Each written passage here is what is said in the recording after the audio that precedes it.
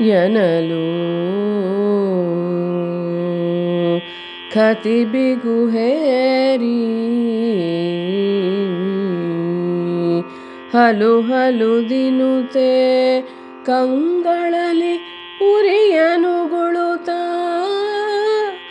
ಕನಲಿ ಬಿಗಿದೌಡೊತ್ತಿ ಕನಕದ ಸೋರಿಯನು ನೆಗಹಿ ಜನಪತಿಯ ಹಣೆಯೊಡೆಯಲು ಇಡೆ ಜಾಜಿನಗಿರಿಯ ನಿರ್ಜರದ ಒಲು ಭೋಂಕೆನಲು ರುದಿರದ ಧಾರೆ ಸಿಡಿದುದು ಶಿರದ ಸೆಲೆಯೊಡೆದು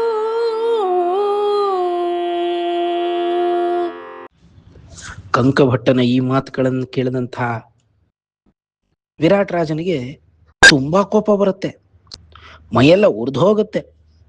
ಹಲ್ಲುಗಳನ್ನ ಕಡಿತಾ ಕಣ್ಗಳೆಲ್ಲ ಕೆಂಪಾಗಿ ಕೆಂಡಕಾರ ತರ ಆಗತ್ತೆ.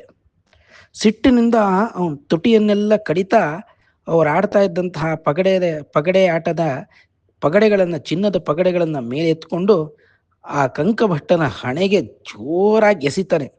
ಎಸ್ತಿದ್ ರಭಸಕ್ಕೆ ಅವನ ಹಣೆಗೆ ಬಿದ್ದು ರಕ್ತ ರಭಸರಬರಬರಬರಬರಬರಪ ಅಂತ ಕೆಳಗಡೆ ಹರಿಯಕ್ಕೆ ಶುರು ಆಗತ್ತೆ. ಸೈರಿಸುತ್ತ ಕೈಯೊಡ್ಡಿ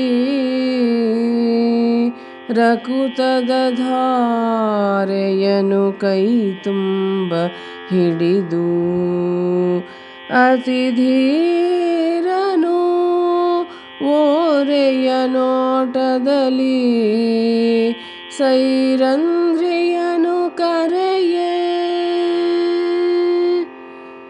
ನಾರಿ ಹರಿತಂದು ಅಕಟ ನೊಂದನು ಕಾರುಣಿಕ ಸನ್ಯಾಸಿ ಎನುತ ವಿಕಾರಿಸದೆ ಸೆರಗಿನಲಿ ತೋದಳು ಬಹಳ ಶೋಣಿತವ. ಆ ಏಟಿಗೆ ರಕ್ತ ಚಿಮ್ಮದಾಗ ಕಂಕಭಟ್ಟರು ತಕ್ಷಣ ತಮ್ಮ ಕೈಯನ್ನ ಹಣೆಗೆ ಇಟ್ಕೊಂಡು ಒತ್ಕೋತಾರೆ, ರಕ್ತ ಕೆಳಗಡೆ ಬೀಳದೇ ಇರೋ ಹಾಗೆ ಒಂದು ನೋಟದಲ್ಲಿ ಆ ಕಡೆ ಇದ್ದಂತ ಸೈರಂಧ್ರಿ ನೋಡ್ತಾನೆ ಕಂಕಭಟ್ಟ. ಸೈರಂಧ್ರಿ ಆ ಕಡೆಯಿಂದ ಓಡ್ ಬರ್ತಾಳೆ. ಅಯ್ಯಯ್ಯೋ ಏನಾಯ್ತು ಸನ್ಯಾಸಿಗೆ, ಕಾರಣಿಕ ಸನ್ಯಾಸಿಗೆ ಏನಾಯ್ತು ಅಂತ ಅನ್ಕೊಂಡು ಬೇಗ ಓಡ್ ಬಂದು ತನ್ನ ಸೆರಗಿನಲ್ಲಿ ಆ ಹಣೆಯನ್ನ ಒತ್ತಿ ಹಿಡಿದು ರಕ್ತ ಕೆಳಗಡೆ ಬೀಳದೇ ಇರೋ ಹಾಗೆ, ಒಂದು ಹನಿ ರಕ್ತನೂ ಕೆಳಗಡೆ ಬೀಳದೇ ಇರೋ ಹಾಗೆ ಅದಲ್ಲೇ ಒಣಗೋ ಹಾಗೆ ಒತ್ತಿ ಹಿಡಿದು ಸೆರಗಲ್ಲಿ ಅವನನ್ನ ಶುಶ್ರೂಷೆ ಮಾಡ್ತಾಳೆ.